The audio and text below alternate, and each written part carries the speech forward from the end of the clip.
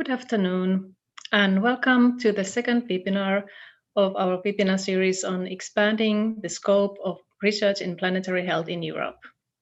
I am Jaana Halonen, Research Program Director from Finnish Institute for Health and Welfare, THL, and I'm hosting this session with Professor Alan Dancourt. He's Professor in Food and Nutrition for Global Health and also Director of the Centre on Climate Change and Planetary Health at London School of Hygiene and Tropical Medicine. This initiative of the series of webinars on planetary health is part of the Several OCOA strategic program of IS Global and the result of a strong collaboration between THL, London School of Hygiene and Tropical Medicine, and IS Global. And from IS Global, our collaborator is colleague Josep Maria Anto, research professor at IS Global and professor of medicine at Universitat Pompeu Fabra. The idea for this webinar series is rooted in the conference Europe that Protects, Safeguarding Our Health, Safeguarding Our Planet, that was held in Helsinki in 2019, when Finland held presidency of the European Union. In that conference, researchers, policymakers, and regulators presented and discussed issues related to planetary health and how to deploy this approach in Europe. Last week, we started a webinar series with an overview on the planetary health concept, and we heard that we should move beyond observational science to make changes. The recording of that event can be found online.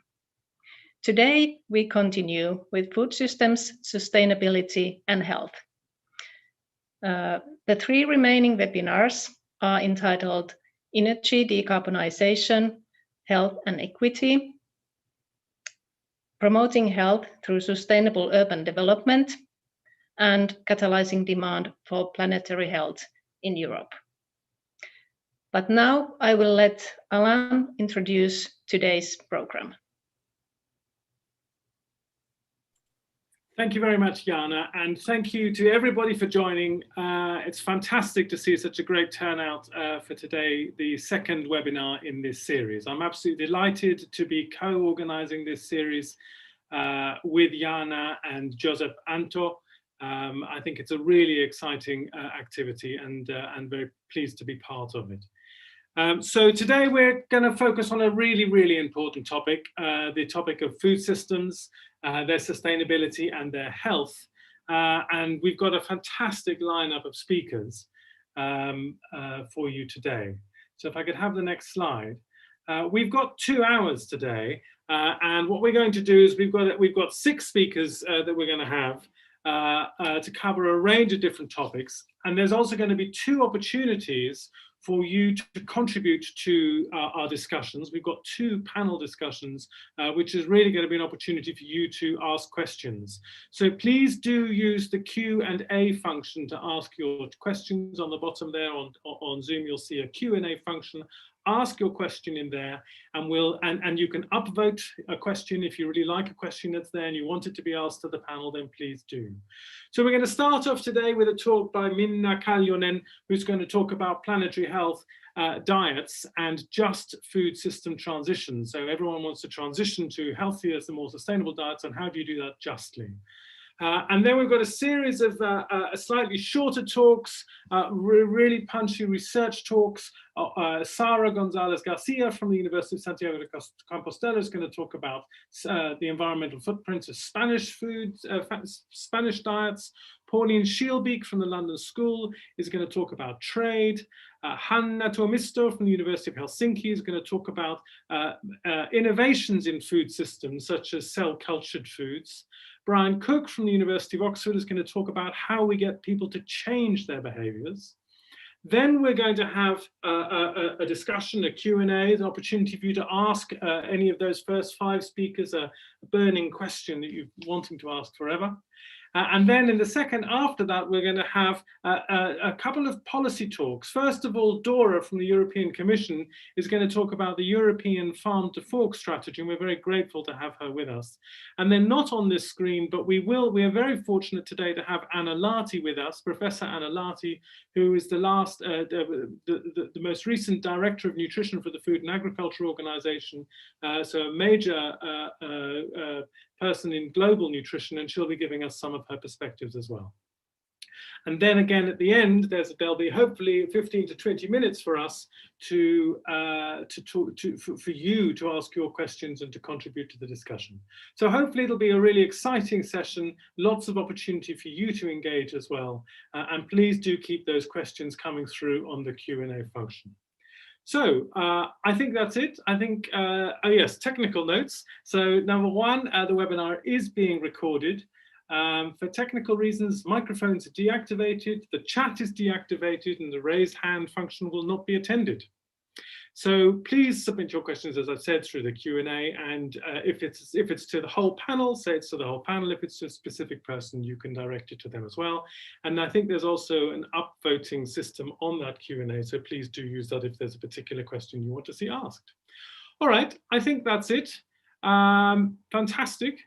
Jana, do I introduce Minna now? I think I do. It's my great pleasure, therefore, to introduce Minna Kaljonen.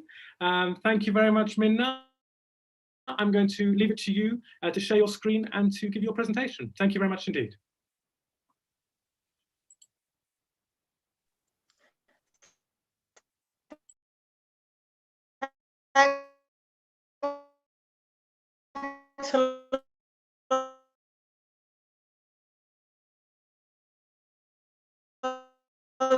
Alan and Jana for the introduction. I'm really that you are with me with my Slack here. A bit. Can you put them on full screen, Minna? I am trying to, but it somehow says that my connection is now. Is it now better? Perfect. Thank you. Very good. So let me first introduce myself. So I'm Minna Kaljonen and I come from Finnish Environment Institute from Finland. I work there as a research professor on sustainability transformations, and most of my research has really concentrated on a food system transition. Today I will talk a bit about what does justice mean in terms of food system transition, and when we are thinking about this sustainable and planetary healthy diets. It's a big topic, it's a huge topic, but I wish to offer you some hints of or routes to think about it, also with respect to politics and research, and also what kind of research questions are important when we talk about just transition. This talk originates from a current research project that I'm leading called Just Food, where we try to really address the inequalities on our way to more sustainable and healthy food systems, and bring this food system view on it and think about the justice questions that arise there in the meantime. But to start with, I want to again highlight and underline how the climate change as a whole is a systemic challenge, and it is that also for a food system. And this has been underlined with the series of studies and also with the IPCC with its recent already a couple of years back the report on the land use changes. And there the key message was really that if we want to work with the food security, we need to take care of the more kind of the farming methods, the more sustainable and resource efficient farming, what happens in the field, that we do not waste the land but take care of it in the meantime. So a lot has to be carried out there. We also need to minimize the food waste so that nothing gets lost in food system. This means different things in different parts of the world, and always something will be wasted, but to make wise use of it.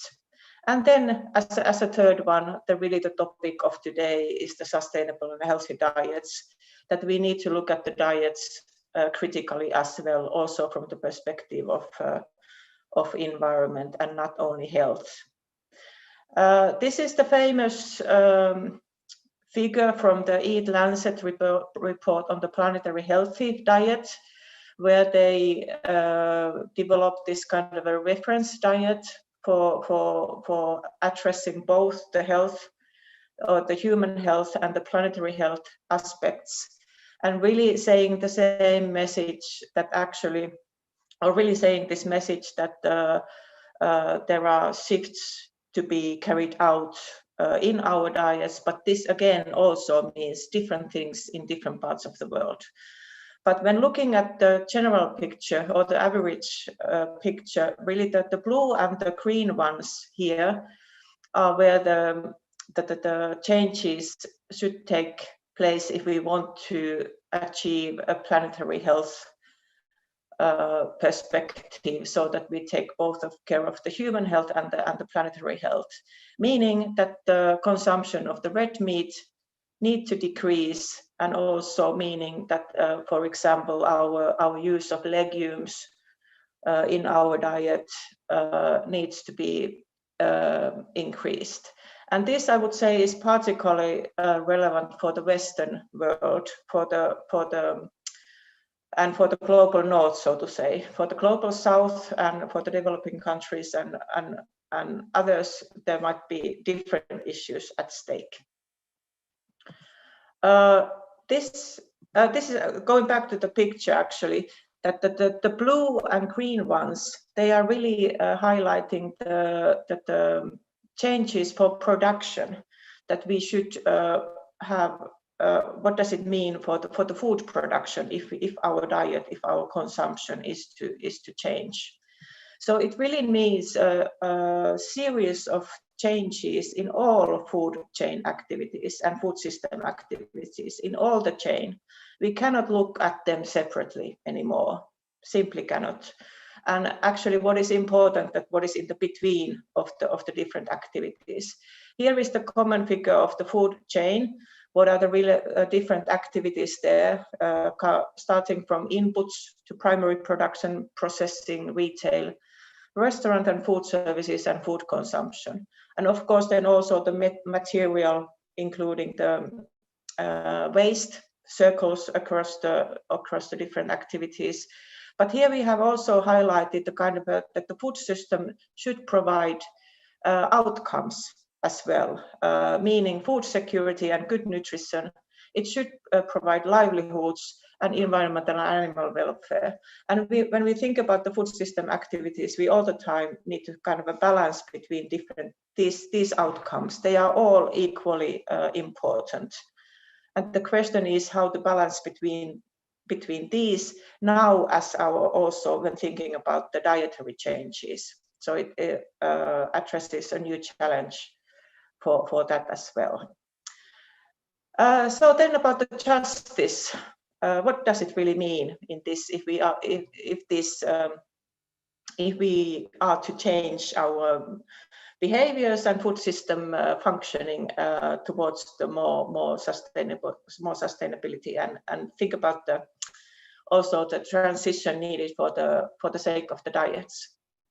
So the key thing is really that if this is such a big transition, it means that there will be winners and losers always in a societal change. And it's a fact that should be acknowledged. And we should learn more about those kind of impacts that the transition that we are seeking for in terms of planetary health.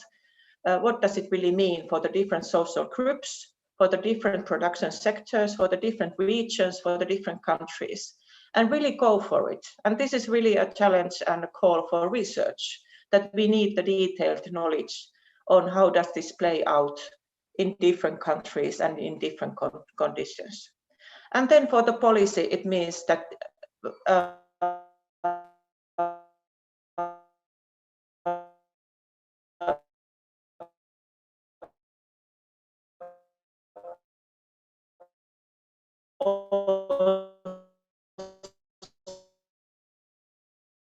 also that this can be alleviated and a better society. And the thinking in this. Sorry. My computer is about to restart, but it will do that after my presentation. So sorry about the label there. But anyhow, it is an emerging political agenda, this just transition, and it has been mainly talked and discussed in terms of energy systems and turning that into fossil-free.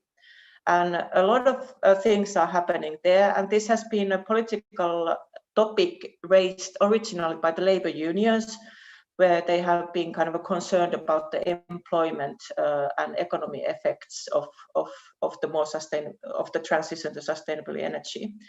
And there are these commissions, for example, Canada was one of the first, and now in Scotland, the Finnish government also has this just transition in the government program, and also in the EU Green Deal and the Farm to Fork strategy, somewhat also they have this emphasis on in thinking about the justice questions and equalities in equity in the transition. It's also a raising research interest within the sustainability transition research, where originally it has been more concerned about how do we come about, how do we proceed with the changes with innovations and so forth in turning into more sustainable societies. But now in this field of research, also this consideration that we need to take into account the social justice issues has raised more interest. It has a strong kind of footage in environmental philosophy and in environmental and food justice literature. And really there is a long tradition of justice and ethical reasoning in philosophy. And I now want to share you some concepts that are helpful in thinking about the just transition, how to take into account the justice when we are about to change our food system functioning. So in a classical philosophical reasoning, there has been this division between different justices. And there is this distributive justice, which is concerned about how do the harms and benefits distribute across the society between the different groups, be they in the socioeconomic groups of different people or the production sectors and regions, but also in terms of kind of environmental and animal welfare that we take into account. If we aim for low carbon society, that we take into account the biodiversity as well and the water use and stuff like that. And this is really important in terms of a food system transition. The philosophical reasoning also says that it's not enough that we understand how do the harms and benefits distribute, but we should also recognize what is the kind of recognize and respect the plurality of values in our societies. And this is especially true with respect to vulnerable and marginalized groups who do not have necessarily kind of ways and means to attract and get to the political decision making, to really understand the conditions where the people come from. For example, here, the views of the farmers who are about to change their practices. So we need to understand what the farming means for them, how they know their land and so forth, to give a recognition to that. And the third one is really this kind of comes to the societal decision making. It's a procedural justice, that the procedures in the society that we have for decision making, that they should provide equal opportunities for different groups to participate in decision making. This is the very principle of democracy, I would say. But this can be taking place in different forms. And then with respect to just transition, when we are aiming for change, really this restorative justice, when, for example, that what kind of caused harms should be compensated and kind of alleviated with some compensatory measures. So this is the kind of the analytical tools that the environmental justice philosophy gives us to think about the just transition. And now some examples, if we think about that in terms of a dietary transition. So we know that already the inequalities in nutrition are already great. So if we are aiming for a change, we need to take into account, acknowledge those, and somehow acknowledge those, but then also try to tackle them in the meantime. We know that there is a global burden of malnutrition, and it's getting kind of more and more troublesome and complex, the phenomenon that there is malnutrition and or the overweight and stunting existing at the same time, meaning that it's a very complex phenomena to deal with in terms of good nutrition and healthy eating. But then there has been carried out studies on what does it mean that this Eat Lancet reference diet, that really there are big differences between the countries in terms of their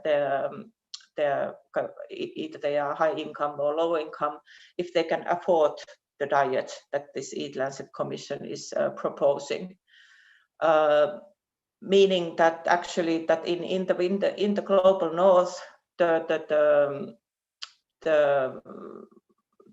difference is not so huge in comparison to the low income countries, and for example to Africa, where also the distribution of people affording this diet is also greater. So it means that it's not a piece of cake. Also, with respect to eating meat and vegetables in Europe, we have a huge differences. Here are examples from Finland, from how we eat in Finland, meaning that men and women eat quite differently when we look at meat and vegetables. And in Finland, almost 80% of the men eat more meat than is recommended by the nutrition guidelines. And there is also division between the urban and rural areas in this respect. When we talk about the planetary healthy diet and the change of our eating habits, it really hits the identities and cultural values. And this is what we have learned when we have worked with the Finnish school meal program in bringing in the sustainability issues there, and meaning that we really need to work with the cultural identities and questions of identity and recognize those when we touch upon people's eating. Another part of the inequalities in food system is really that the inequalities are great in food chain, in how the value and the income and economy distributes there. The food system has been described as one of our class, and that is in many cases true. It's also true with regards to these novel plant-based products. Like in Finland, we have a quite extensive innovative product development within the industry with regards to these, but still there is a lot to do in farming and in fields, that we get really the domestic legumes stronger, meaning that there is an imbalance in who gets the benefits from these. 1 minute, Minna. Just quickly to make, I will come to the end. If we really want to go forward to the more sustainable food system, also from the perspective of dietary transition, we need to work with the whole food system, as I said previously. And here are, for example, an example where we have studied that what kind of means do the different food system actors propose for strengthening the Finnish legume value chain. And interestingly, the different actors in different parts of the food system, they highlight different means and policy means, so to say. The ones from the production, they really want to have the production in place. The industry goes for the disruption by markets, and speaks for the kind of phasing out of the regulation in many respects. And then there is this third frame, which really talks about the public steering for sustainable diets, which I think quite many of us here somehow align to, that we really need to, that healthy eating needs the public support. meaning that there are these competing frames for developing the system, meaning that we need to take those all into account and consider them as a whole, and then build the kind of the policy mix that we need, and that we are able, what is kind of acceptable from the societal point of view. Again, I want to end with this, that the just food system transition requires effort in all fronts. We cannot dismiss any activity in the food system or in the chain. And it is most of all a challenge to procedural justice, because in policy making, most of our policies concentrate in each aspect at the time. But if we want to aim for more kind of a sustainable and healthy eating, which is our target, we need to have this encompassing view. And there are only very few kind of this kind of policy initiatives that go for this holistic view. Thank you. Thank you, Minna. And then we need to run to the second presentation. And Sara Gonzalez will now talk about environmental footprints of Spanish recommended dietary patterns. Please, Sara. Yes. Can you see the slide? Yes. Yes. Go ahead. Good afternoon, everybody. And firstly, thank you so much for inviting me to take part in this interesting webinar. I am chemical engineer, and I am senior researcher at the University of Santiago de Compostela. I hold a PhD on environmental and chemical engineering, and in the last years, I have been involved in several studies focused on determining the environmental impacts associated with current food consumption habits. For that reason, this presentation is focused on the environmental footprints of the Spanish recommended dietary patterns.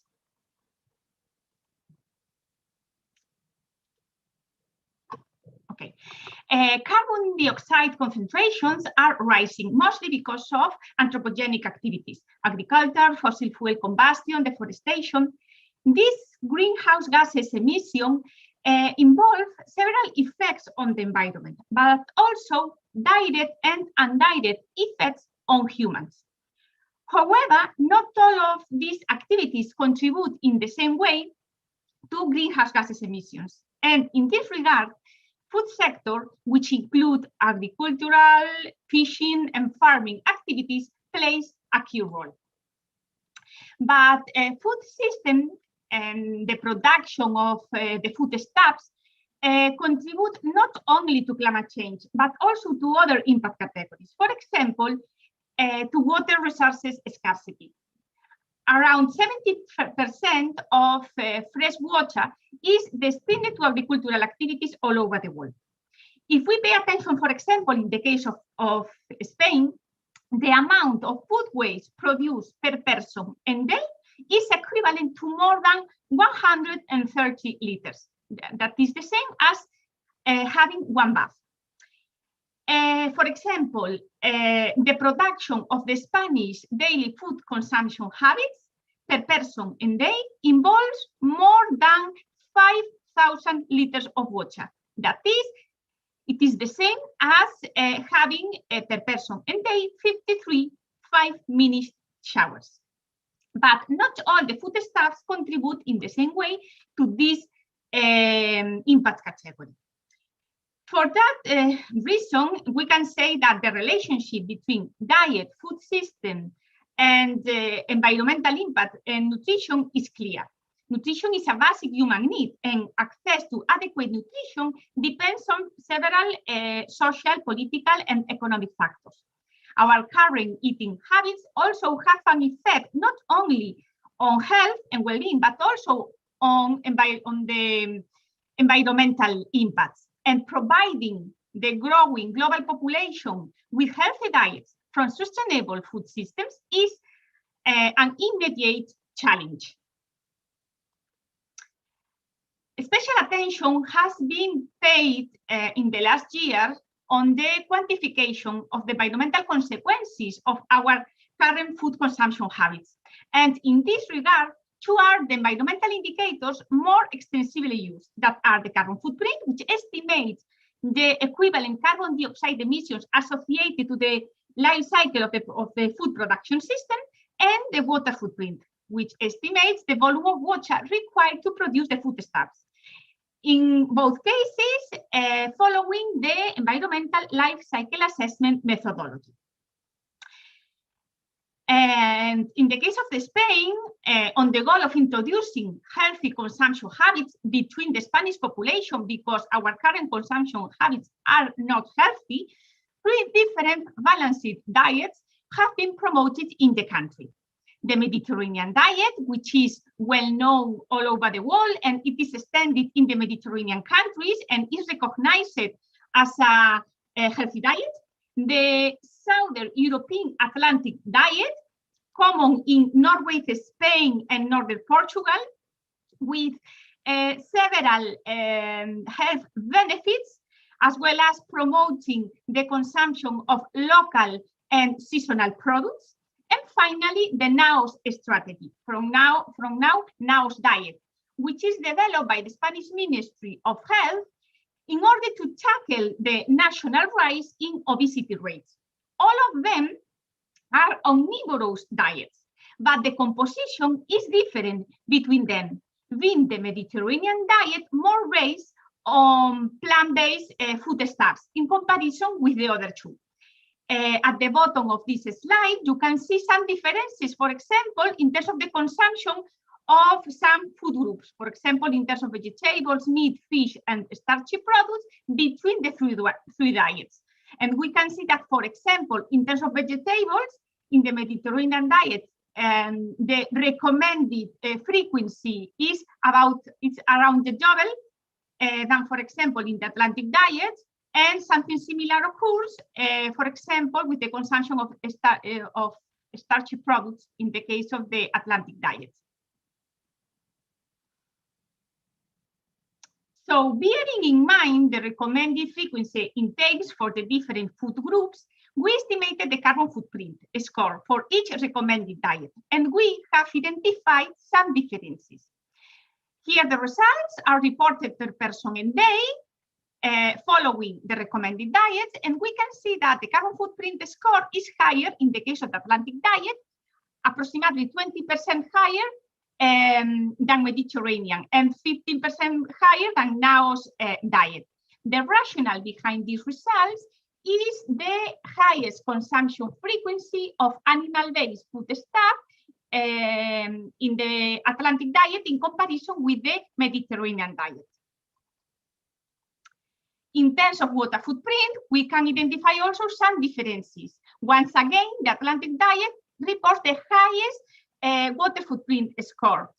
In both Atlantic diet and NAOS diet, the consumption of animal-based foodstuff is higher than in the Mediterranean one. So according to our results, the dietary patterns more dependent on animal-based products, and specifically with higher consumption of meat, report worse results in these impact categories. But we are going to position these recommended diets with others identified in the literature. So in this map, now we can see the carbon footprint scores associated with current consumption habits in different countries all over the world. For example, in the case of Spain, our current consumption habits report per person and day around 4.4 kilograms of carbon dioxide equivalent, which is considerably far, for example, as the current consumption habits in North America, whose carbon footprint is approximately 13 kilos of equivalent carbon dioxide. For example, in Nordic countries, it is about 5.20. But what happens with the Spanish recommendations? If we place in the map the Spanish recommendations, if people follow the Spanish recommendations, we can see that the scores, the carbon footprint score is considerably lower. It is it ranges between 2.80 and 3.60, which is in line, for example, with some vegetarian diets. The carbon footprint is about 3.20. If we compare these results with, for example, other healthy habits other healthy guidelines that we could identify in Europe, for example, the new Nordic diet that follows the Mediterranean philosophy and the Dutch guidelines, we can see that the Spanish recommendations are better from an environmental point of view in terms of carbon footprint. If we consider the water footprint, here we are only reporting green and blue water footprint. Here we can see the water footprint scores of current dietary patterns in different countries, but special attention should be paid into the system boundaries that we have considered for the estimation of these values, because in some cases, the water footprint associated to the production of the food waste is not included. But if we place the water footprint associated with the Spanish recommendations is there, we can see that the values are in line with vegetarian diets. Also, in the Spanish recommendations, there is a consumption of animal-based foodstuffs. If we compare this score with, for example, the one associated with the new Nordic diet, which is a healthy dietary pattern, we can see that the score is considerably higher than in the case of the Spanish ones. So, according to these results, what we can say? We can say that the adherence to these Spanish diets can be recommended from a healthy approach, but also from an environmental perspective. In this regard, in terms of environmental approach, we can see that the carbon footprint and the water footprint are in line with those associated with vegetarian diets. In all the cases, they are omnivorous diets. These are healthy dietary patterns based on health considerations, including in case of each food group, that is, including animal-based foodstuffs, but with some limitations.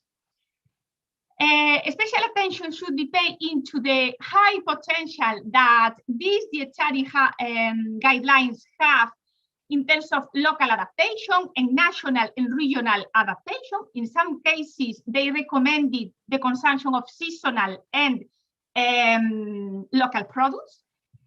So the three can be considered win-to-win diets. And finally, and to finish, it should be interesting to promote these dietary patterns among the society. So some public campaigns should be designed in order to introduce the three diets among Europe. And I finished. Thank you very much. Fantastic, Sarah. Thank you very much. Excellent timing. I thought that was a great talk and identifies the value of current dietary recommendations. And I particularly liked your sentence, if only people followed guidelines. I think hopefully Brian will help us with that one a bit later on. Thank you, Sarah. That was excellent. Okay, I'm really pleased now to introduce Pauline Schielbeek, who will be talking about trade. Pauline is from our group at the London School of Hygiene and Tropical Medicine. Over to you, Pauline. Right, thank you very much, Ellen. Let me share this. Yeah, is that all right? Perfect. Yeah, thank you very much, Jana and Ellen and Joseph, for inviting me to briefly discuss some of the research in our group and some of our collaborators, of course, around Europe. So I'd like to take a few minutes to discuss a third dimension of sustainable food systems or sustainable diets. So besides the impacts on health and the impacts for the environment, different environmental components, I'd like to discuss the food system resilience of transitions to more sustainable diets, and in particular the role of international trade, or the potential role of international trade in food system resilience in this context. Well, this might be some pictures that you're all familiar with. It was an exhibition from now quite a number of years ago, so specific or typical shops of European families might have changed a little bit over time. But what you can see there, it's quite far from this planetary plate as was presented to you by the previous speakers. And what we see there immediately is that especially the amount of fruits and vegetables, the consumption of plant-based foods there is much higher than most of the families in the pictures in the Hungry Planet exhibition. So some transformations are certainly needed, which involves also quite a bit of behavior change. And whilst we are all working on that to see what works, and Brian will talk a little bit about that as well later on, we start to get to know more, and evidence is quite rapidly accumulating about the health effects of these moves towards predominantly plant-based diets, and also the environmental benefits of it. However, it is quite important to know where this additional supply of plant-based foods, as we would require if we were to, for example, all eat seven a day, or 5 a day, or more than 400 grams a day. And unlike animal source foods, quite a number of plant-based foods, and especially if I refer to the UK, I will use the UK as an example here, are not all grown here, whereas most of our animal sourced foods are domestically produced. And so you can imagine that with climate change having an impact on global agriculture, that does have an influence on the resilience of food systems everywhere, and hence also in countries where that climate change is not felt that much, especially not in the agricultural sector, but our food systems rely on imports from other more affected climate change vulnerable countries around the world. And just like the impact of climate change on cereals, fruits and vegetables, if no further agricultural advancements, without any further agricultural advancement, we will also see negative impacts on yields of all kinds of different environmental stresses, such as reduced water availability, an increase in temperature, an increase in ozone or salinization. And you do see there at the top that an increased concentration of CO2 does make plants grow faster. But as we all know, these usually don't work in isolation, so often come with together with an increase in temperature or a reduced water availability. So it's very important to keep that in mind, and also that these impacts on plant-based foods, and especially now if we talk about fresh produce of fruit and vegetables, hence it very much matters of where we are sourcing them from.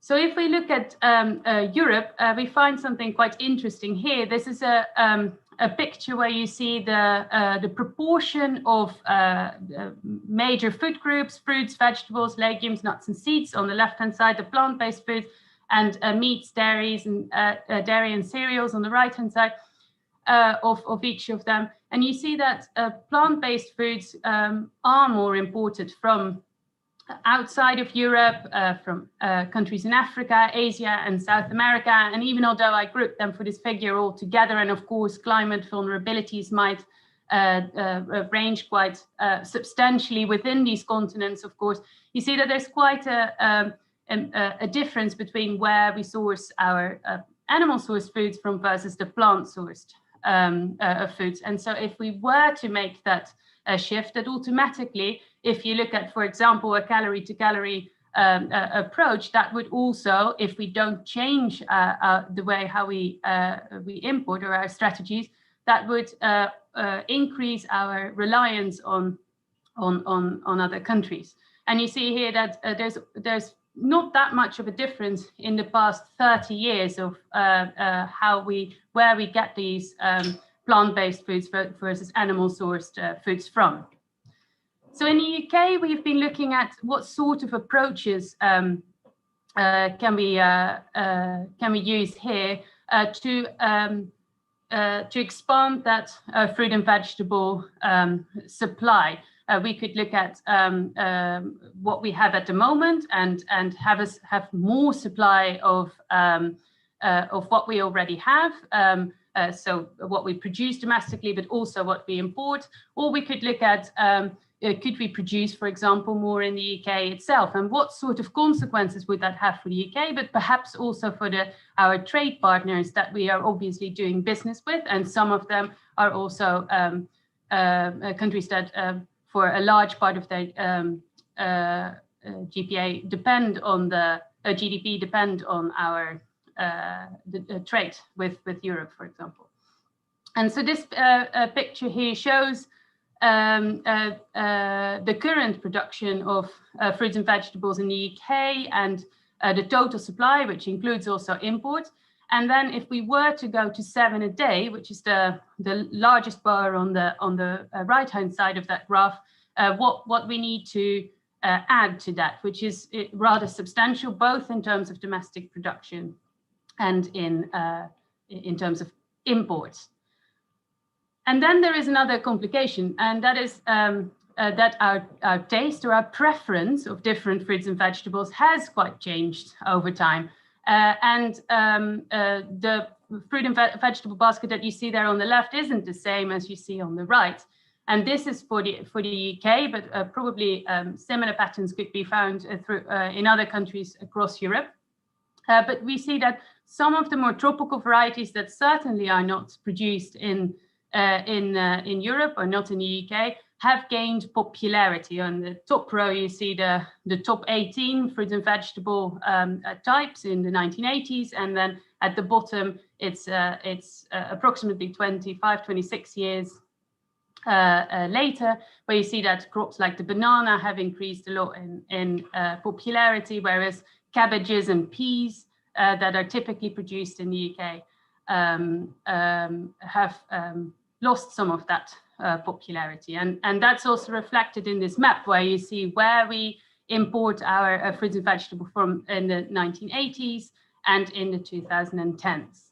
The overall production in the UK has gone down as well. And if we score these countries that we are importing from in terms of climate vulnerability, you see that, and that's the current climate vulnerability status of the country, then you see that if we import, according to how we did that in the 1980s, 20% of our supply is coming from highly climate vulnerable countries, whereas that now currently has almost doubled.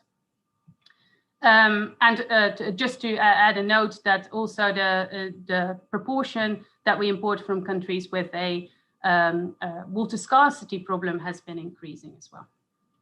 And so I wanted to end on saying a few words about what would happen if we were to expand, for example, the domestic production in the UK. And that is also quite an interesting point in terms of biodiversity. For example, we've been talking about greenhouse gases and water, but this is some work from our colleagues at UCL, which have been looking at would it be possible to expand horticultural area in the UK, and what sort of impact would that have in biodiversity?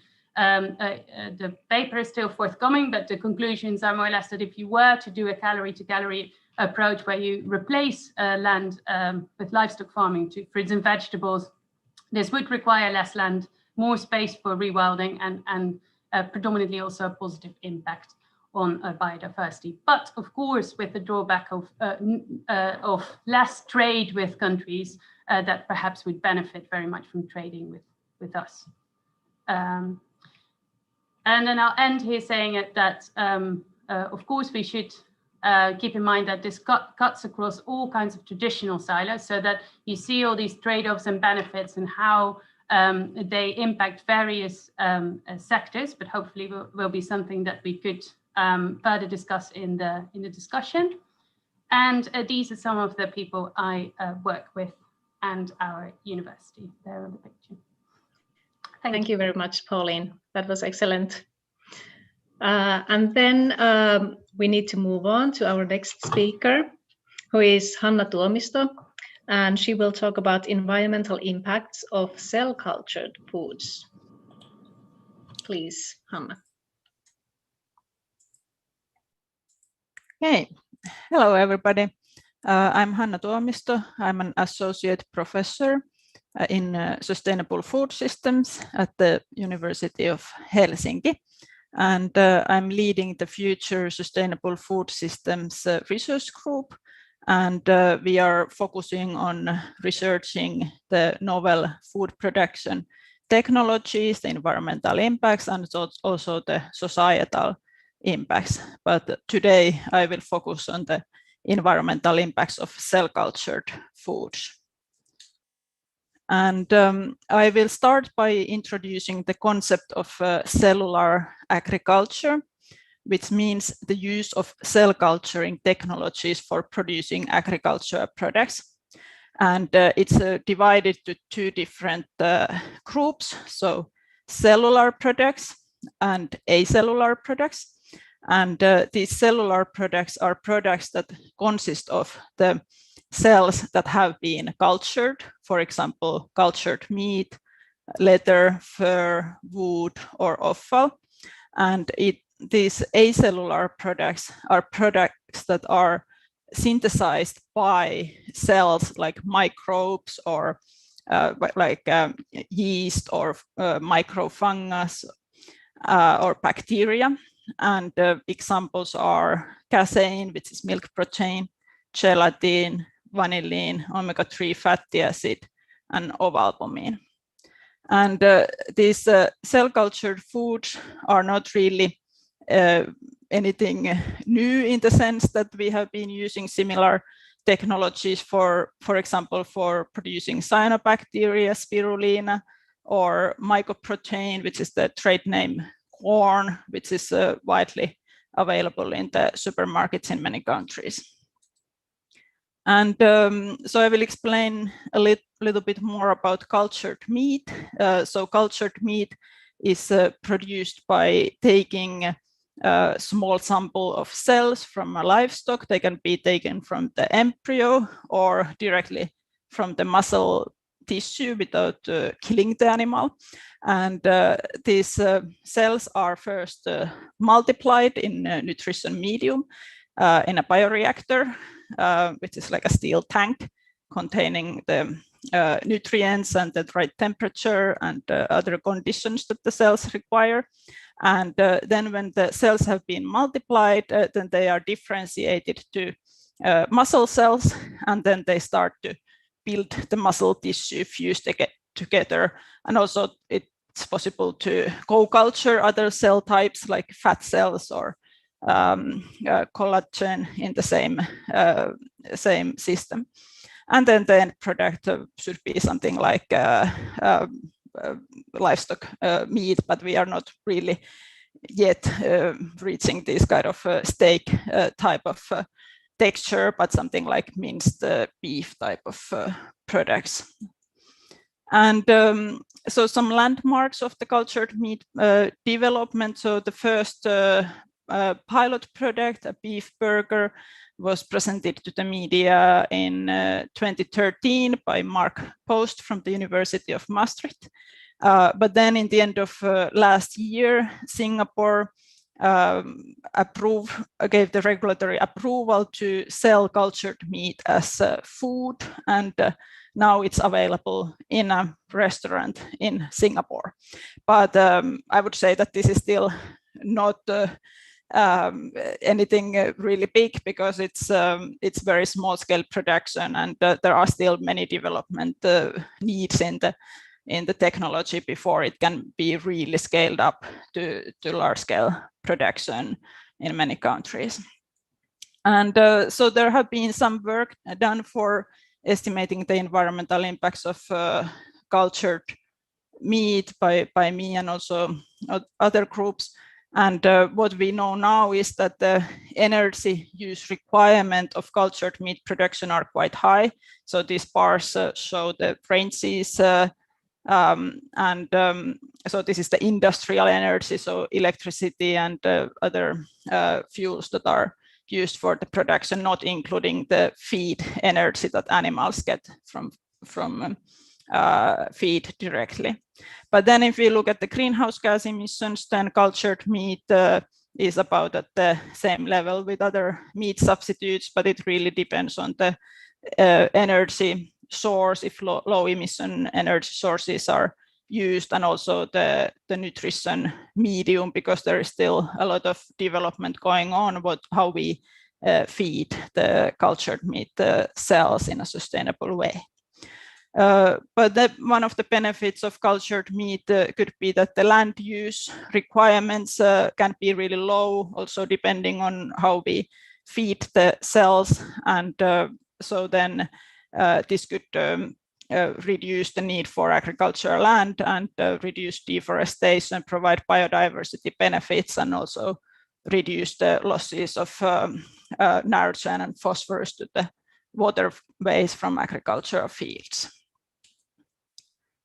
So in the previous figures, the environmental impacts were compared per unit of protein, but with some colleagues, we published a paper where we looked at the impacts of different novel foods per unit of different nutrients as well. So not only protein, and then of course what we should do is to look at the full diets, and that's what my research group is currently working on.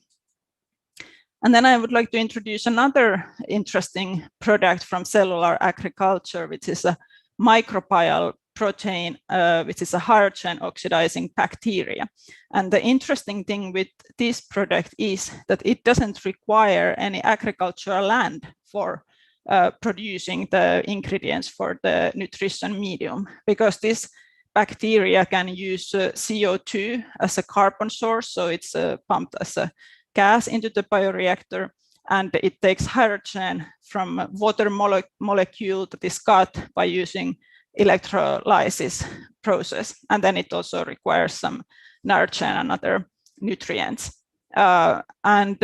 We just published a paper that came out recently about the environmental impacts of this microbial protein, and what we found was that the environmental impacts, especially when we use wind energy as a source for the energy in the process, the impacts are really low, and they are actually so low that you cannot see the bars here. So land use, greenhouse gas emissions, acidifying emissions, eutropifying emissions, and the water scarcity were really low. And also this microbial protein, it has very good amino acid content and good fats. So in that sense, it would be really interesting protein substitute for plant-based products. And this product could be available in commercial scale production in a couple of years if they just get the regulatory approval. And so the further research needs are really, and also all of these are what my research group is currently working on. So looking at these diet level environmental assessments, making sure that the diets include all the required nutrients. Then also looking at the alternative ways of producing livestock byproducts, because both these novel food production technologies, but also in plant-based diets, we would need to replace all the co-products from livestock production, like leather and pet food, and all the parts of cows, for example, are used somehow for different products. We would need to produce those in other ways. And also the impacts on land use change. So what we would do with all the land that would be released from agriculture, and what the impacts of that would be. And then also the capacity of sustainable energy production. If the energy consumption of food production increases, can we produce enough sustainable energy?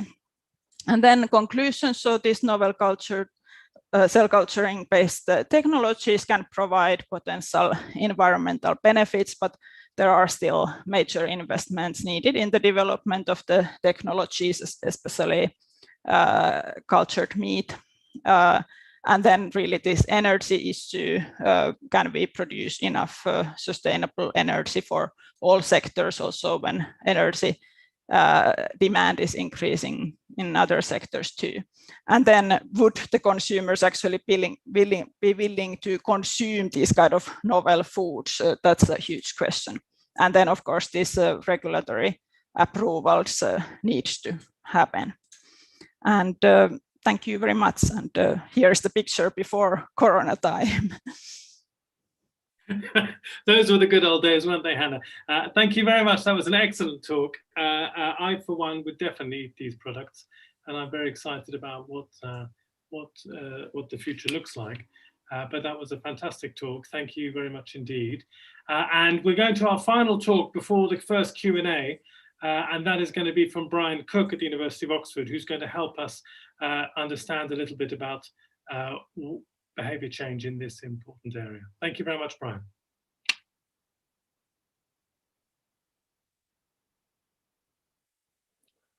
Sorry, Alan, just one delay here.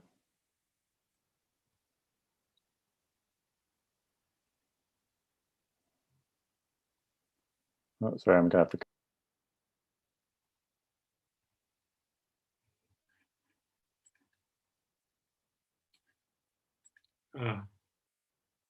Is it me or have we lost Brian? I think we lost him. Okay, let's give him a moment to rejoin. I was wondering, there was a question for Hannah regarding the previous presentation while we were waiting for Brian. Hannah, did you look at micronutrients besides macronutrients in these products? Yeah, so for the cultured meat, we really don't have data. So what we did in that paper where we compared the environmental impacts per different nutrients, we just assumed that it would have the same nutritional content than beef, but it's of course a huge assumption. But then, yes, for the microbial protein, the company that is producing it has also the more detailed nutritional data. Thank you. Great. Thanks for that, Hannah. Okay, Brian, back to you.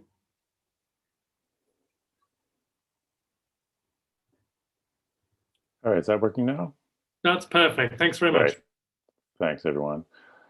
Thanks for the invitation. I'm Brian Cook. I'm a senior researcher at the University of Oxford, and I'm working on the Livestock Environment and People Project, which is a Wellcome Trust funded project where we're looking at all aspects of meat consumption, from health, environmental, social, and economic aspects of meat consumption. And I'm going to talk today a bit about our work looking at consumer behavior and some strategies we've been exploring around nudging people towards more sustainable purchasing. So we do know, we've heard from all the talk before about the environmental impact of animal food consumption. This analysis we did from the NDNS data here in the UK recently, looking at the trends in meat consumption. And you can see from these lines here that both red and processed meat have gone down a bit in the decade that we looked at, but white meat consumption has gone up to compensate for that. And overall, there was a small reduction in meat consumption in the UK, but it is far less than the recommendations we can hear about in terms of meat consumption reductions to meet the climate change goals. So there's still a need to be able to nudge people towards more sustainable diets. So we'll talk a bit about what we've been looking at in this area. So this is the dual processing theory of decision making. So we have the so-called system 1 and system 2 of how we make decisions throughout the day. So system 1 is a kind of unconscious and automatic way of making decisions that drives our habits throughout the day. When retailers talk about people sleep shopping, it's a lot of that system 1 approach. And then system 2, it's the more conscious and rational approach where we're taking in information and thinking about long-term goals and so on. So these system 1 and system 2 are always happening and interacting throughout the day, and neither one is superior to the other, but there's different strategies we can look at in terms of how to nudge people in different ways. So in terms of what works to reduce meat consumption, these are a few of the systematic reviews that we've done on our team, some looking at choice architecture interventions, and one at the bottom is one of 2 that we've done looking at sustainability labeling that I'll talk about a bit. So we look at educational and motivational interventions to shift consumer purchasing. Self-monitoring has been found in some studies to be quite effective. So when you're providing people with tools to monitor their own meat consumption and helping them in kind of a more programmatic way, that's found to be quite a lot of evidence that can be effective. Of course, how you scale that up is a different challenge. That graphic you see there of optimized, that's a randomized control trial that we'll be launching later this month that will be working with people who have already expressed an interest in reducing meat consumption. And that will be an online platform that they can use for 9 weeks that will help them to actually nudge them towards being able to reduce their consumption. When we look at information and education, so providing people with information about the health or environmental consequences of meat consumption has been found generally in literature to be helpful only in shifting people's intention to reduce their meat consumption, but hasn't been very effectively found so far in helping people to actually change their behavior to reduce meat. So it hasn't been found to be terribly effective so far in the research in general. Social norms is another interesting area. So we know that we're very strongly influenced by what other people do. I always think of the McDonald's signs they used to have, the ultimate social norm nudge. A systematic review that we did at Oxford a while back did find there was good evidence that norms did influence people in either direction around healthy or unhealthy eating. But some critical things to think about when you're using social norm messages is you have to make sure that the reference group is meaningful to the audience you're trying to influence, that the message has to be salient and actually noticeable by the people in that context, and you have to avoid the reactants or the opposite reaction that sometimes people can react with if people feel that they're trying to be kind of overtly persuaded. So some examples there of some social norms. Of course, the other question with meat reduction is it's not really a norm yet. Most people still eat meat. So how do you do this with counter-normative so-called norms? So dynamic norms are denoting the process of change might be quite effective. So there's some interesting work done at Stanford. This is a paper they published a couple of years ago where they looked at some trials that they did where you can see the nudge that they have on the top of the menu screen here of we've noticed customers are starting to choose more meatless dishes. In that experiment, or in a few of those experiments, they found a 1 to 2.5% increase in veggie meal consumption or veggie meal purchases. When they tried the very same thing in a more fine dining restaurant on a menu, they actually found the opposite, a 3.7% increase in meat consumption, in the meat purchases. And they theorized that perhaps it could be a different audience there that was not receptive to that message, or it could be that just that kind of context where if you're going out for a special meal, that you may be thinking this is the time to splurge and have a meat-based meal and not a veggie meal. We've done another experiment ourselves with a restaurant chain here in the UK, where we tested a version of that message you see on the bottom in green there on all their digital menu screens. And in that particular one, we didn't find an effect of that message on the plant-based meal purchases, though I would have to say that the fidelity of it wasn't very good. So there are a lot of challenges in working with the company in getting that to roll out effectively. So there's kind of differing evidence right now on what works in terms of social norms. Creative naming, we know there's some research showing that using more indulgent language around meat-free products can really work. This is some research from the Better Buying Lab. They did it with Sainsbury's cafes, where this is one example of by having more indulgent language of this sausage and mash meal, they saw quite a big increase in the purchasing of that meal. So some lessons around there is to focus on the provenance, the look, flavor, and the feel of the plant-based dishes, and avoid these kind of terms of meat-free, vegetarian, and so on. Unless you're trying to appeal to a specific vegan or vegetarian audience, they tend not to work very well with a general audience.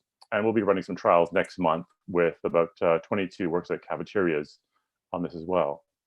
Portion size is also good evidence that this can be an effective strategy to reduce meat consumption. If done correctly, it also shows that customers won't report a lower enjoyment of the meal, but you also need to be careful with the pricing of this and people not feeling that they're getting less value by having a smaller portion of meat on a plate. Availability, or this kind of choice editing, is maybe the most promising one to look at. So we've seen from both healthy eating and also some recent evidence around meat consumption that by adjusting the ratio of meat to meat-free in a category, you can actually get quite good results. So in Cambridge, they published some research in the canteen there, where they found anywhere from an 8 to a 15% increase in vegetable meal consumption after they adjusted the ratio of meat to meat-free meals. And here in Oxford, looking at a natural experiment in some of our cafeterias here, we found that when the service providers moved from a 2-to-1 meat to a 2-to-1 meat-free in their hot meals, we saw about a 25% reduction in meat purchases. So availability can be both a subtle and quite effective strategy here around nudging people. Then we're doing a lot of work around environmental impact labeling. So if we were able to provide customers with the environmental impact of specific products, that can be effective. We've done some work on our experimental online site. So we have a site where we can run all kinds of different manipulations to test what kind of strategies will work for online shopping. So it's fake food and fake money and so on, but it does provide some evidence. This is our site. So this is one example of one label, which is kind of along the lines of the Nutri-Score, where you get an A to E score for the product with the traffic light colors as well. So I presented people with a variety of different scores in the products and asked them just to search for 10 different products just to shop for. This is another label that we looked at, kind of a globe one, where again, we have a score from A to E, with E being the highest impact, A being the lowest. And we have the colors as well. And another one here where we only put on the 20% worst products that were available. And we found all of these to be effective in the range of up to 10% reduction in the environmental impact. And we'll be doing some trials in some cafeterias starting next month as well. There's another one around positioning. In this particular one, we did with Sainsbury's, where we worked with them to reposition some of their meat-free products in their meat aisle. And we saw quite a good increase in meat-free product sales, but actually had no effect on meat sales. So a couple of last points here is we've seen a variety of things that I mentioned that could be effective in reducing meat consumption, but there's this tension around the kinds of strategies that may be more effective tend not to be seen as acceptable by either consumers or policymakers. So providing information, a lot of people think that's perfectly acceptable, like that idea, but tends not to be very effective. Where other things looking at restricting choices, taxation, eliminating choices, tend to be more effective, according to the research, but are not terribly acceptable. So that's an ongoing issue. And then the issue is working with industry to be able to come up with some high quality trials to gain more evidence. This is a challenge that we've had in working with them, where a lot of the companies may be reticent to work with us because they see not a lot of evidence, and so they can increase risk. Questions around sharing data, questions around legal agreements to develop these collaborations, where it's taken sometimes up to 2 years to work with these companies to get the agreements in place. Then you end up not having very many of these collaborations, not a lot of evidence, and the cycle continues. So last few points in terms of what kind of consumer behavior should we be looking at? Are we nudging the high meat eaters to lower impact options, or should we be looking at nudging everyone to more of a flexitarian approach? What are these better ways of collaborating with industry? We've had good luck with some, not so much good luck with others, and it's been rather haphazard. So how do we develop these more effective collaborations? And what kind of strategies can we use to increase the acceptability of these strategies for both consumers and policymakers to scale these interventions up? And then finally, the whole equity lens on behavioral interventions, which I haven't talked about here, but is a very important thing to look at in terms of the disadvantage that might be among some demographics for some of these behavioral interventions. So thank you. I'll leave it there. Brilliant, Brian. Thanks very much. Covered some really important ground there, and actually brought us back to the beginning, which is really where Minna started to talk about transition. So I thought that was absolutely fantastic. Huge thank you to all the speakers. I thought that was a really excellent session. What we're going to do now is we're going to have about 10 minutes of questions, and you've posted a huge number of questions in the Q&A, so please do keep them coming. Happy for you to stop sharing when you're ready, Brian. So huge lot of questions, and I wondered if I could start, if all the speakers could turn their cameras on so that the lovely audience can see you all, that would be lovely. And I wonder, Minna, if I could start with you, because you gave a fantastic opening presentation about the need for transition and just transitions, and you presented 4 different types of transition. You talked about types of justice. You talked about distributive, recognitive, procedural, and restorative. And I wonder, it seemed to me that there might be some interesting tensions between those 4 buckets of justice. Some actions to ensure distributive justice may result in poor restorative justice, for example. And I'm wondering, I mean, you said that procedural justice was the most important because we need to get the policies in place, but there will obviously be some significant tensions in procedural justice when looking at the other sectors. I wonder if you could just talk about that for a couple of minutes. Yeah, that's a very good point and a very important point. And another tension is really between sustainability and just, so to say, that it's not self-evident. And at the moment in a political decision, actually this thinking and speaking in terms of just transition is often used as a barrier to transition, so to say, that please do consider this and that, and we should not harm anyone. And this has become more of the political use of the term, and I think it's not the right way of using it.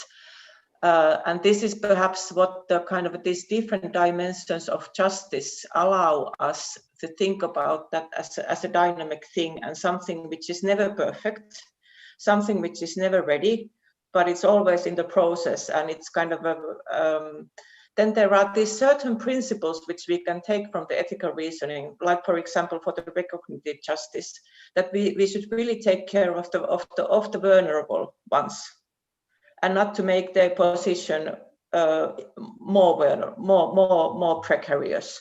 And this is a good principle to kind of take along with us. And of course, someone suffers, but then it means that we need to think about the restorative measures, how we can take that into account. And there are plenty of them. And it's not only of monetary compensation, but it can be also about having these transition periods, for example, for farmers, because they have made their investments in the farms, and it will not. They are not able to change it over the night. It might be education, it might be this kind of a more long-term, more slow stuff. But thinking in these different dimensions allows us to, they allow to go for the different views. But of course there are tensions, and justice in itself is a very political term. Fantastic. Yeah. I mean, it does remind me of last week, in last week's webinar, Howie Frumpkin spoke, and he gave his list of 6 things that we should be doing if we're doing research and work in this area. And one of those things, essential items, he said, was to focus on the most vulnerable. So this should not be the work of, rich people living in West London, where I live, but actually we really need to focus on the impacts of this on the most vulnerable people, both here, both in Europe, where the focus of this webinar, but globally as well. Right, Jana, do you have a question to ask our panel? Yeah, there has been a question, maybe to all, but perhaps Sarah can start answering to this. Do you take into account the amount of food transportation change in examining the environmental impacts of each food product?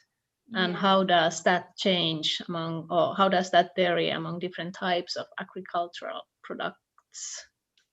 And in our estimations, we are taking into account the full life cycle. For example, in the case of the carbon footprint, we are taking into account the carbon footprint associated to the production stage, the carbon footprint associated to the transportation, and finally the carbon footprint associated to the cooking. For example, the last stage, the cooking of the foodstuffs, is not always included in all the studies that you can find in the literature concerning the carbon footprint of current consumption habits. In our case, we took that into account also because the Spanish diets recommend the consumption of low processed food.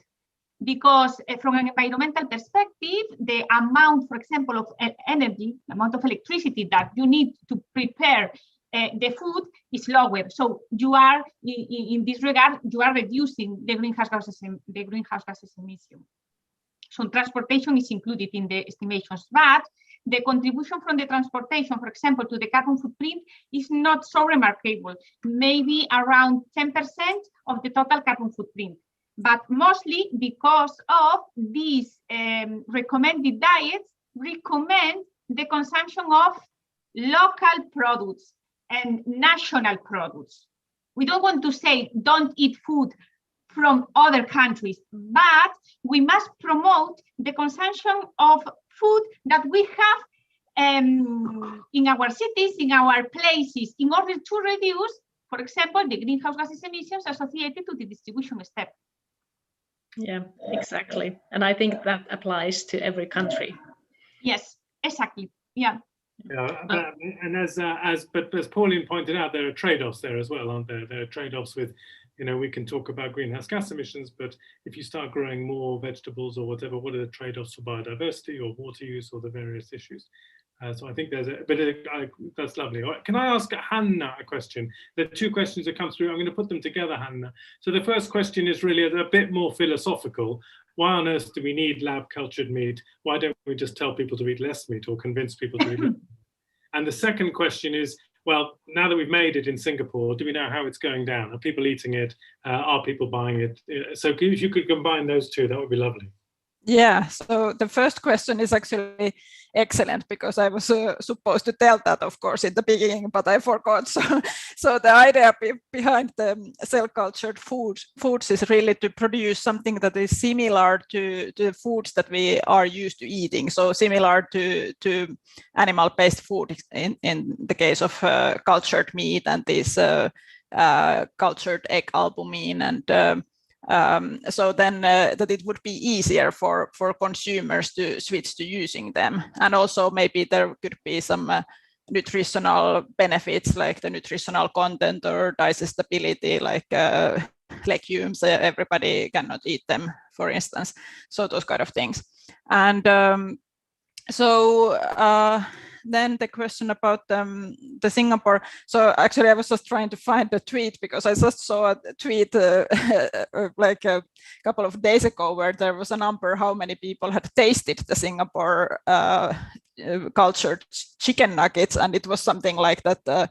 99% of them would like to eat them again, but I guess there is also like that the people who have tasted it, they are probably like people who are very interested in these kind of novel foods, but at least it seems like that they like it. But okay, a chicken nugget, it's I guess it's quite easy to make tasty, like whichever material you use, even some plant-based substitutes could work very well.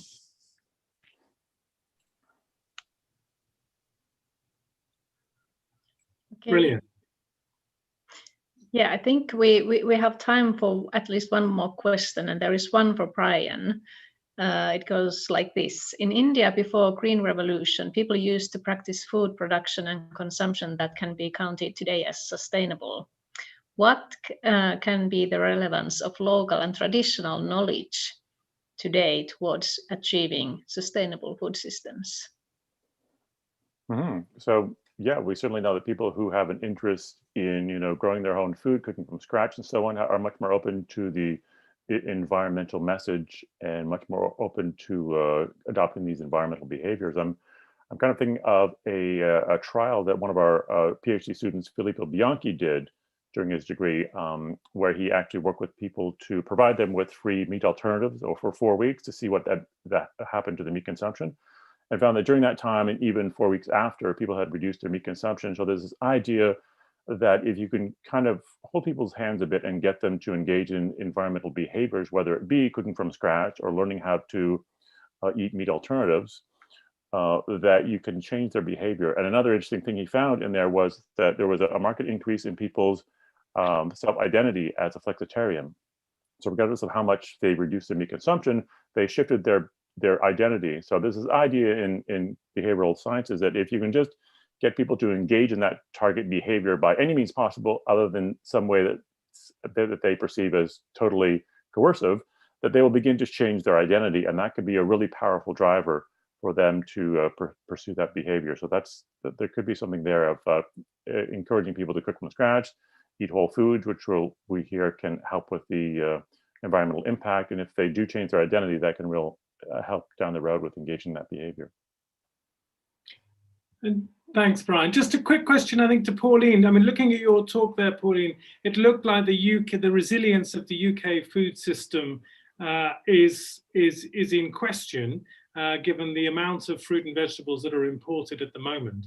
Do you have any understanding of the situation in other European countries? Do we have any data on that, or do you know whether the resilience of those food systems equally likely to be stressed in the future? Yeah, so the imports from climate vulnerable countries in Europe, and so we look at current climate vulnerability, and then we look at if we were to import like we did in the 1980s, what proportion would come from climate vulnerable countries. And it seems to be more stable.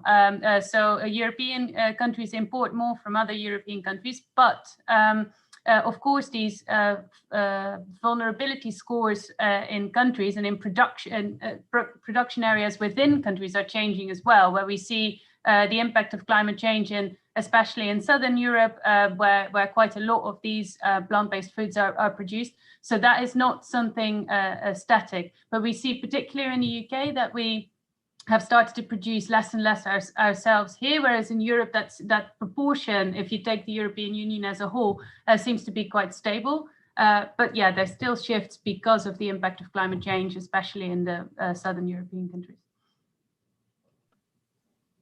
Brilliant. Thanks very much, Pauline. Excellent.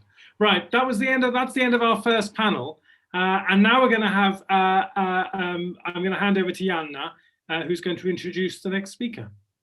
Yes, we're moving on. Sorry, but please, you'll hear one talk and then one brief intervention, but please keep your questions coming in the Q&A. Thank you. Thanks, Alan.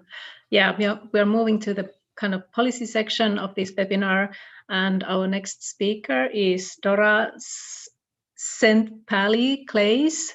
I'm sorry if I pronounced your name wrong. She's a policy officer from the European Commission, Directorate General for Health and Food Safety, and she's going to tell us about the farm to fork strategy. Please go ahead, Dora. Yes, thank you very much, Jana, and good afternoon, everybody. It's a pleasure for me being here today with you. Indeed, I work for the European Commission's Directorate General for Health and Food Safety in the unit which is responsible for the so-called farm to fork strategy, which is going to be also the subject of my presentation. I will share my screen. I'll turn off my video to ensure that my connection remains stable during my presentation, but after the presentation then I will turn on again the video. Okay, so screen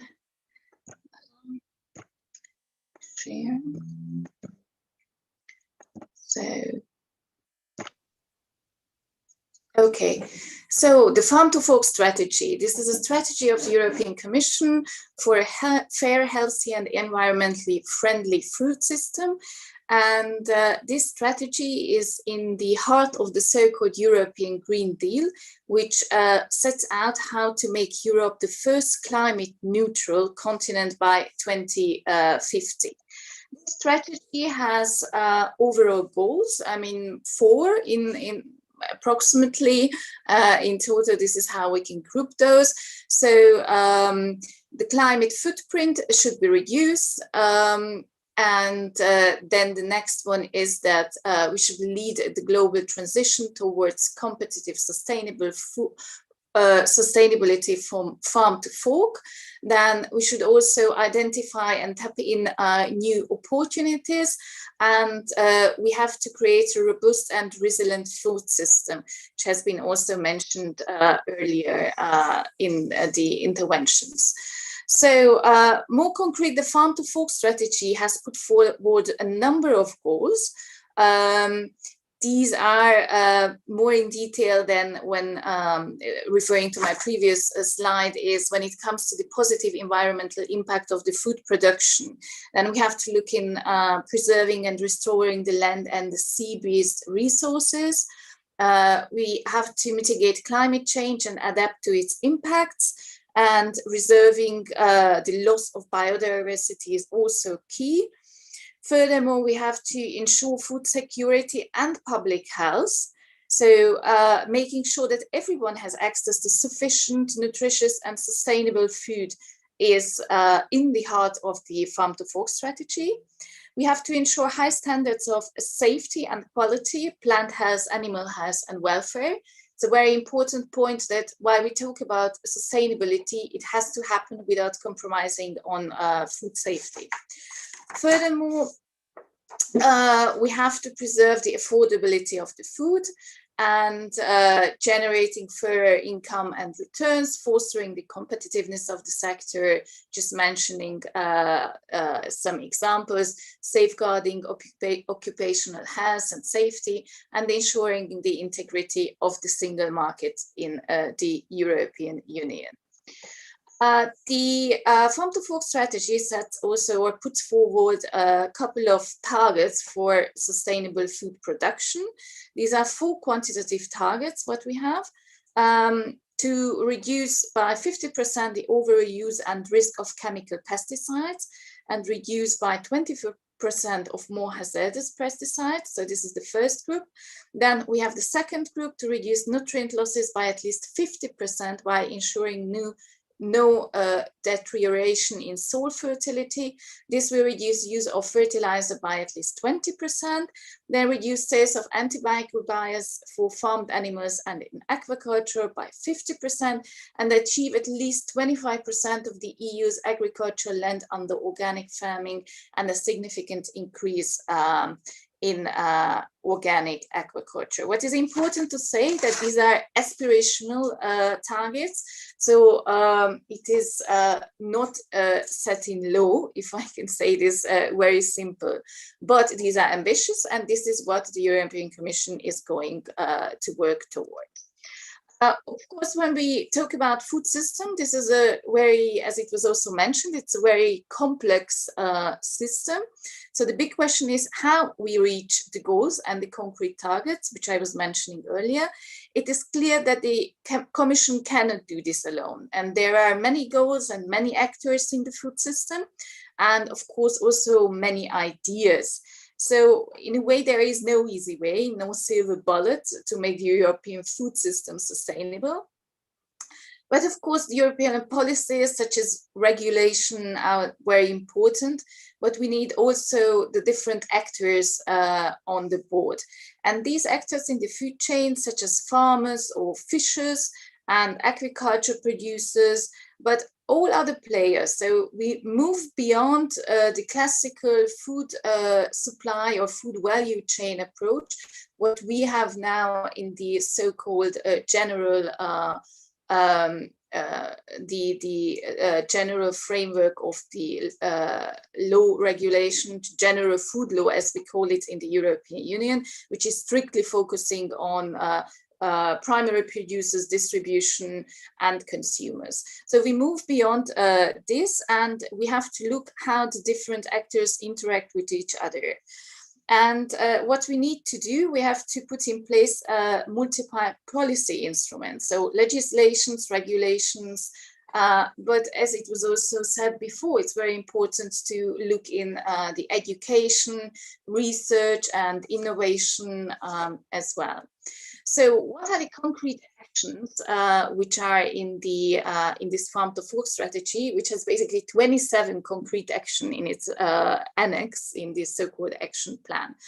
So we have, first of all, the legislative framework for a sustainable food system, which is going to be one of the flagship initiatives of the European Commission. And this has to be adopted by 2023, which will be a framework legislation with comprehensive set of general principles and requirements. It will ensure policy coherence at EU and national level. It will have provisions on governance, collective involvement of stakeholders. The work is going to be complicated and very challenging, but we believe that if this framework legislation is in place and if it has the right principles, requirements, responsibilities put in place for the different actors, this can be basically a driver from the legislative point of view. And then we have the other flagship initiative, which is the development of a contingency plan for ensuring food supply and security in times of crisis. Obviously, this is something which was, the cause was the current pandemic situation, and this is why it was decided to put in place also such a contingency plan. Then we also have other actions which should ensure sustainable food production. So it is basically we are moving now in this area of the primary production sector. One of them is the new common agricultural policy, which will play a major role in delivering the objectives and the targets of the Farm to Fork strategy. It will mainly be organized via national strategic plans, in which member states have to indicate how the various instruments of this common agricultural policy will contribute to the objectives of the common agricultural policy and also to the Farm to Fork strategy.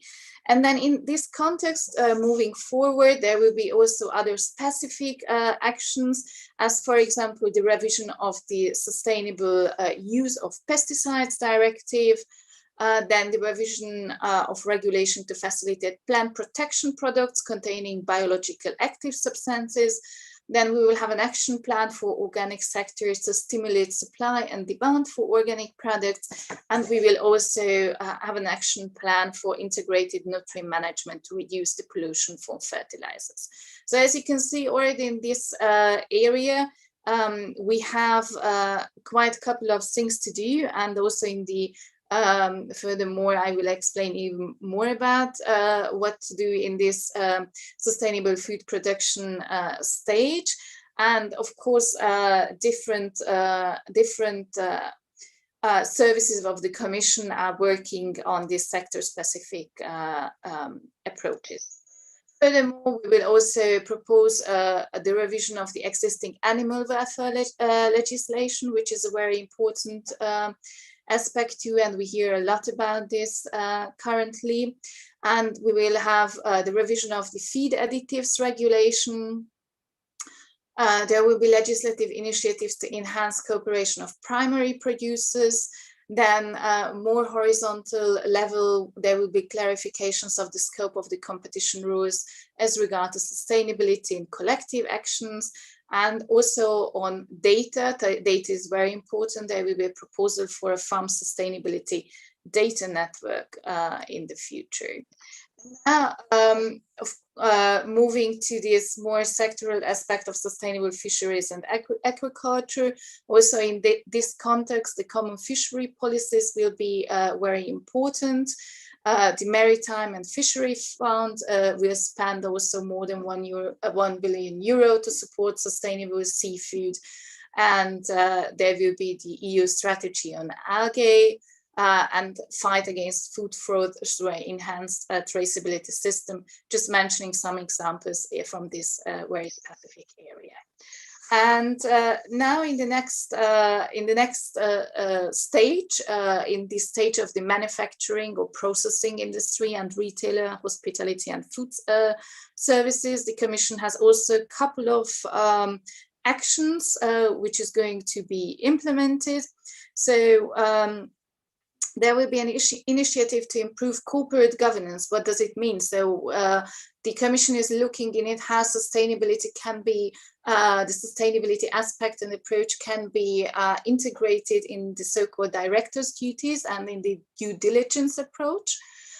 Furthermore, there will be an EU code and monitoring framework for responsible business and marketing conduct in the food supply chain, a very important initiative of the Commission already to be delivered middle of or this year. Yes, in the middle of this year. Why is it very important? Because this is a voluntary code, as it is a code of conduct, but because of legislative initiatives take a lot of time to be implemented and to be adopted, the Commission has decided to accelerate the process of the transition with voluntary initiative like this code. And in this context, the Commission will seek voluntary commitments from food companies and organizations to take concrete actions on health and sustainability, focusing in particular reformulating food products in line with guidelines and reducing environmental footprints. And then, I mean, we will have also a couple of initiatives of help to shift towards healthy and sustainable diets, minimum mandatory criteria for sustainable food production, revision of the EU promotion programs, and we will have also sustainable labeling framework. I come now to the next slide, a very important issue, which has been also raised now a couple of times, food loss and waste. This is something which is very horizontal. So this is not a lot of legislation in place. In this particular legislation in place, this is something which has to be integrated in all different policy areas. And research and innovation, investment, skills and data going to be also very important, because of course we have to have tools which enable the transition. And then the last slide of my presentation is basically promoting the global transition. It is important for the European Union that we are going to be one of the key actors who are driving this this transition, and we will do it through, obviously, through trade agreements, also green partnerships we are going to establish or put in place, and we will also promote the transition to a sustainable, fair, healthy and environmentally friendly food system through international standards setting different international forums. This is if the 27 actions the European Commission is trying to put in place for the next 3-4 years, not longer. And yes, I'm happy to reply to any questions if there are. Thank you very much. That was super, Dora. Thank you very much. I think you're going to be very busy. I've always thought I had a busy agenda, but that is a huge amount of work to do. Very exciting. So I'm sure there'll be tons of questions on that. I've got a whole armful of questions I'd love to ask you, but thank you very much for that presentation. That was fantastic. So before we have the final panel, it's a great honor to introduce Anna Lati from the University of Ghana. Anna, as I mentioned earlier, was the former Director of Nutrition at the UN Food and Agriculture Organization, has now returned to her home country and to spend some time in Ghana. I'm sure she's delighted to be back. And so Anna, I know that the FAO was particularly involved in quite a lot of work on sustainability, and of course, later on this year, we're hoping to see a really exciting UN Food Systems Summit, which will feature sustainability very heavily.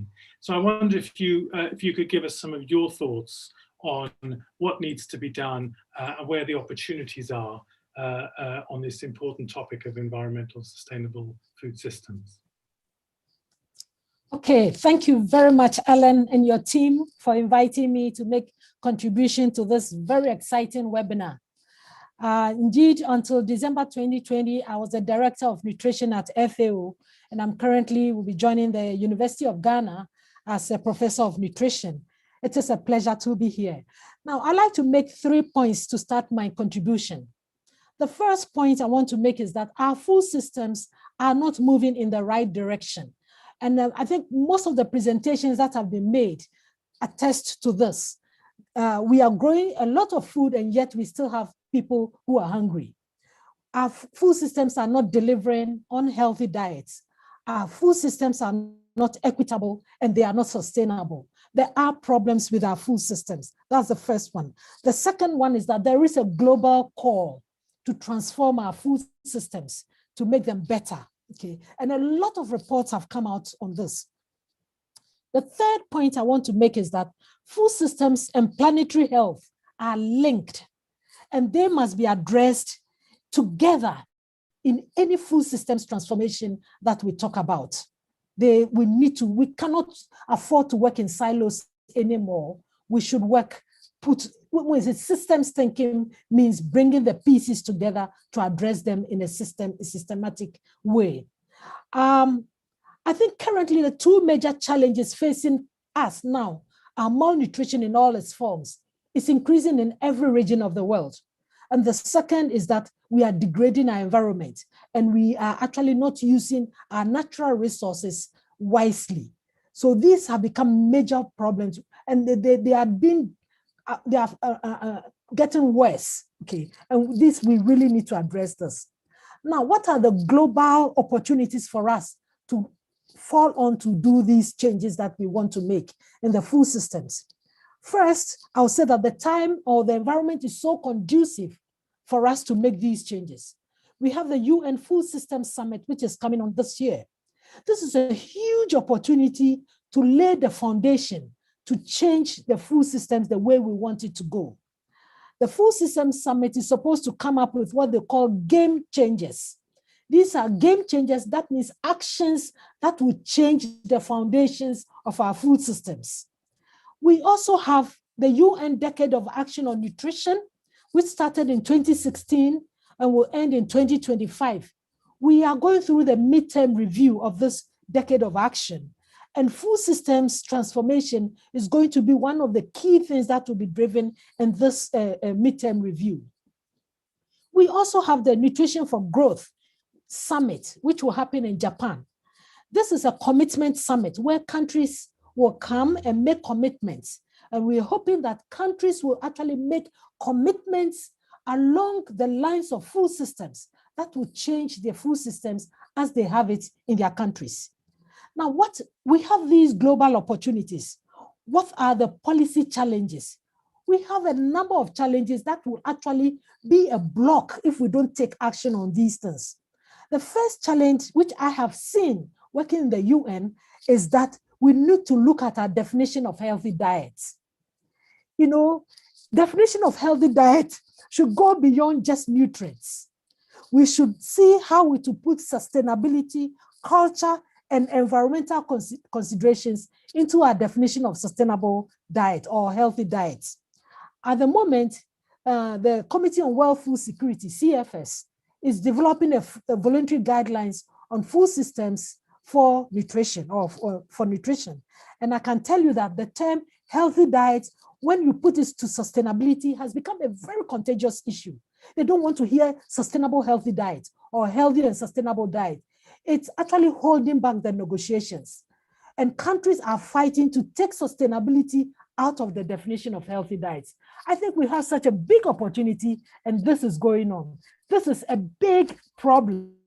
You know, we cannot just restrict healthy diets without putting in sustainability.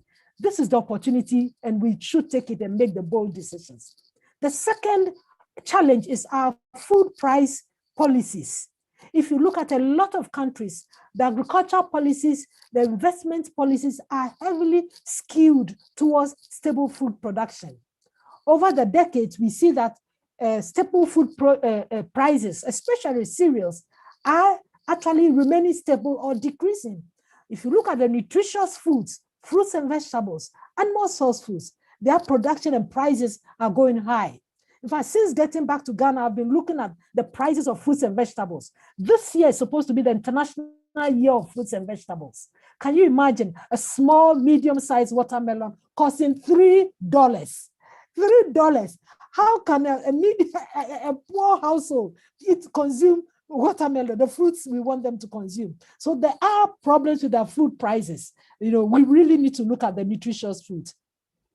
The message we should look at, pay attention to the small scale farmers. The small scale farmers, the analysis that have been done by others, for example, Herrero et al., say that about 57 to 80% of the nutritious foods that we produce come from small scale farmers. But sadly, they are actually the ones that are hit by poverty. They produce the nutritious foods and they don't get a fair income. They are not linked well to markets. You know, the foods they produce are so perishable. So they face serious problems. So we really need to look at those who are producing these nutritious foods for us. Then we have to engage businesses. You know, engaging businesses in our food system transformation is absolutely necessary. Businesses actually control all aspects of the food systems. They control it. We cannot make the food system transformation we are talking about and leave them out. If they are doing the wrong thing, let's have governments put in place the policies, the laws, the regulations that will force businesses to do the right thing so that they can get the food system transformation we want. We have also talked about, you know, innovations. one was talking about the clean meat and all. Businesses are the ones who will bring this kind of innovation in our food systems transformation. So we need them. Finally, this actually goes for the team, research and evidence generation, very critical for food systems transformation. We need the evidence on what works, but we need to package the evidence in a form that policymakers can take action on. One problem with researchers is that we do the work, we publish it, and we don't get it to the policymakers. How do we get policymakers to take this evidence and put them into action? They need researchers to package it in this form. Otherwise, we will not get far with all the wonderful research that we are doing. And finally, I cannot stop this by not talking about COVID-19. COVID has taught us a lot. It has forced us to rethink our food systems, to make our food systems resilient, because those who were most affected were the poor and vulnerable. COVID is telling us that we are not taking care of the poor and vulnerable properly. We are not. And so we really need to think about food systems transformation that is fair and equitable to the poor and vulnerable. We need to make it resilient. We need to make it, protect the poor by putting in social protection measures so that come any pandemic, we are ready. We are ready to make sure that our food system is resilient. So I'll say that we have the opportunity. This is the opportunity. The global opportunity is there. We need to take bold decisions. We need to act decisively, and we need to use the evidence to support the policymakers so that they can get the food systems that is working. We need a food system transformation that will change our way of eating and our way of thinking. I thank you very much for this opportunity, Alan, and to your group for the wonderful work you're doing. Thank you very much. Absolutely brilliant, Anna. Thank you so much for that really inspirational intervention. Thank you very much indeed. Absolutely brilliant. Now, I'm sure that all panel members, if we can keep all cameras on from the speakers now, please.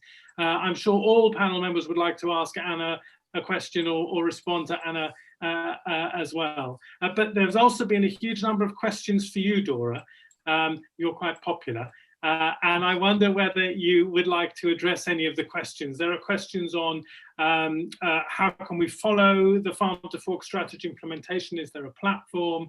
How is it going to interact with the COP? With the CAP reforms rather? Is there going to be interaction? I would like to ask a question. You ask a lot of what you spoke about were significant transformations to farming systems in Europe. How will you be supporting farmers? How will the European Commission support farmers to make those substantial transformations to the way they farm and everything? But you can see there's a lot of questions there. I'm more than happy for you to pick out a couple that you particularly want to answer. And then before you do, let me just say what I'm going to do next, if it's all right, Jan. What I thought we could do was ask each of the speakers who've presented today, very kindly presented, to think about what they've heard today in the last 2 hours, and also what Anna has just said, and ask them to reflect what have they learned, and how is this, what's the key thing they're going to take away from this webinar. That would be fantastic. So Dora, if I could turn to you first, and then we'll go around all the speakers in turn.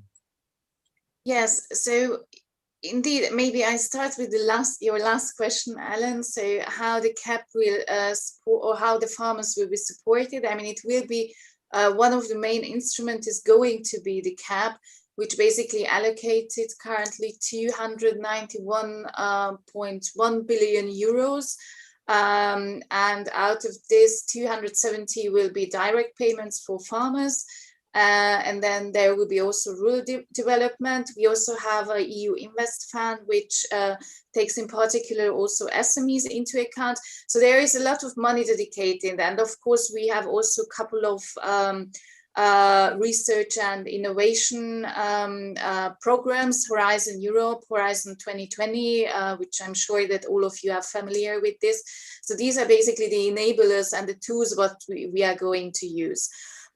With respect of where you can follow the Farm to Fork, the implementation of the Farm to Fork strategy, there is, the Commission has a website. So if you just very simply search for Farm to Fork Strategy European Commission, you will arrive at that website, and there are different sections which then also direct you to the sector-specific initiatives as such.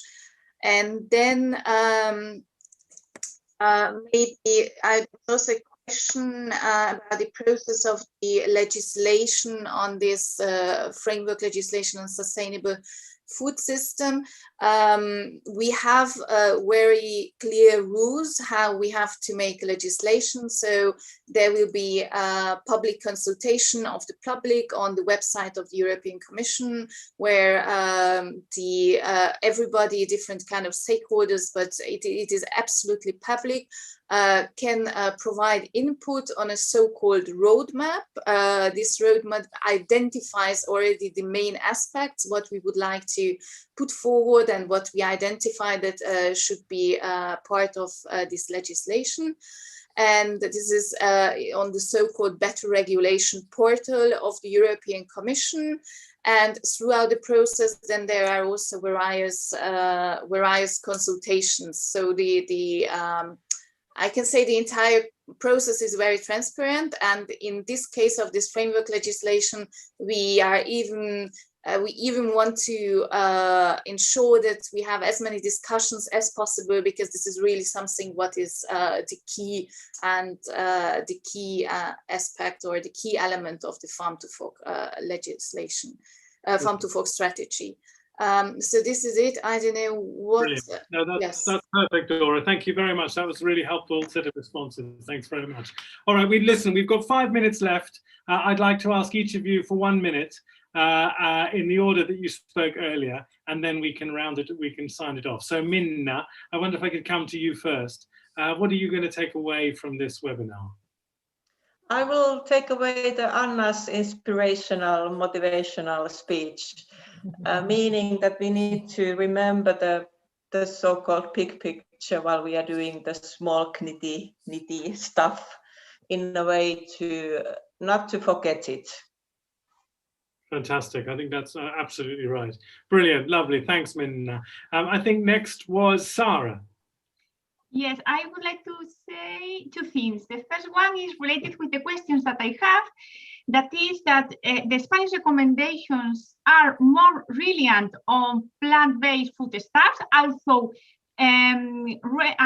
meat is promoted, but in low amounts. The main basis are plants. And secondly, and in line with the presentation from Pauline, the effect on the results, on the environmental results from the origin of the foodstuffs that we consume. For that reason, it's important to take into account the origin and the background activities involved in the production, because the consumption of water resources and the emission of greenhouse gases emission could be totally different between countries. Excellent, lovely. Thanks, Sarah. Okay, Pauline. Yeah, thank you. I learned a lot, and probably too much to summarize in 10 seconds. But I think mostly I'm very reassured by Anna's inspirational speech, but also by Hannah's really technological solutions and innovative ideas, and also the other speakers, of course, that we have the tools, we have the knowledge to change the food systems transformationally. And I think we really are now at a point where we need to see what works through the type of research that Brian is doing, looking at how people have found their ways to different diets, especially in the global north, and learn from that to inspire others. That's brilliant, Pauline. Thanks very much. Hanna. Yes, so what I would like to say is that I don't want to say that we should go only for these novel technologies, but it should be something. Actually, we have a research project where we are looking at how we could combine this kind of agroecological farming practices and farming systems, sustainable energy production at the farm, and also production of these cell-cultured foods at the farm. So it doesn't need to be large corporations, but also farmers could produce these things. And so then we could have these sustainable farming practices for the crop production and producing the ingredients for these cell cultured foods, but still have also these high technologies. Brilliant, great, fantastic. And Brian?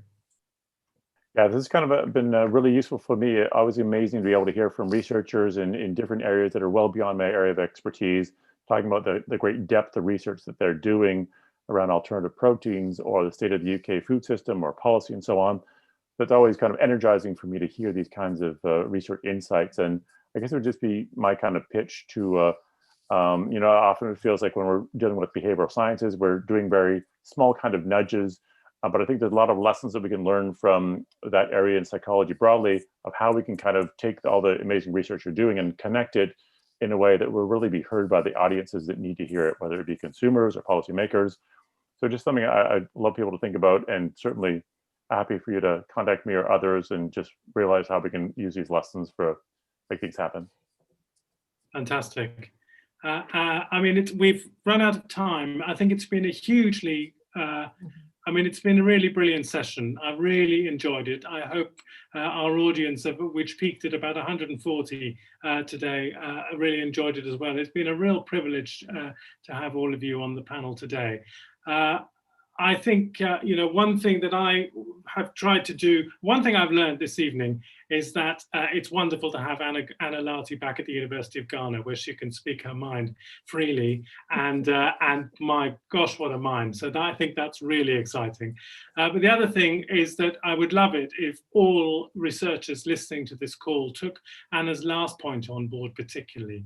It is not good enough, and there is not enough time for us to be writing papers in boring journals that nobody reads, okay? We must be writing, producing papers, doing analysis which goes to policymakers in a format which they can understand.